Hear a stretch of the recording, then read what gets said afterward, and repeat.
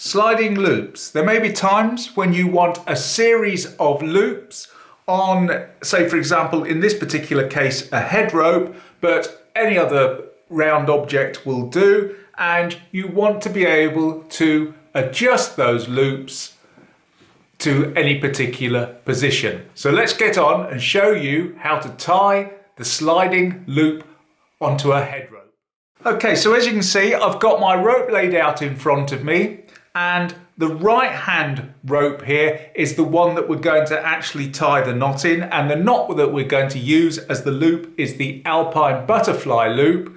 And here, the blue rope will be my headline, or if, say for example, you've got a nice slippery pole or something like that, you can attach your loops to your slippery pole.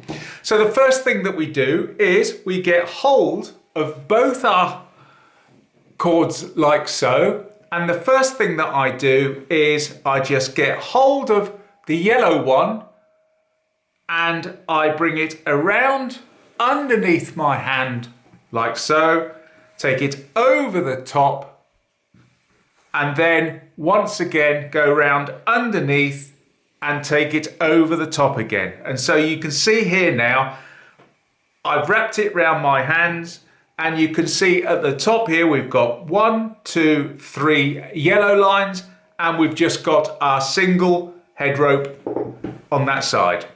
The next thing I do is I just get hold of the middle one, but I take the middle one underneath the right hand one. So just get hold of the middle one and just pull a bit through, so we end up, that's going to be our loop. But before we actually create the loop itself, we've got to bring it over, and we take it over everything at this point here.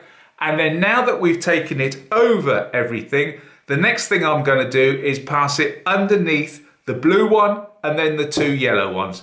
So take it underneath the blue, underneath the 2 yellows, bring it through, and then all we need to do now is just bring it through, start dressing it up, dress it smartly, but not too tight. And the reason that you don't want it too tight is that you want to have the ability to slide it up and down your head rope or the bar that you're attaching your rope to. And you see now here, as we tighten it up, what we've actually done is we've tied the Alpine Butterfly Loop around our head rope, the blue one.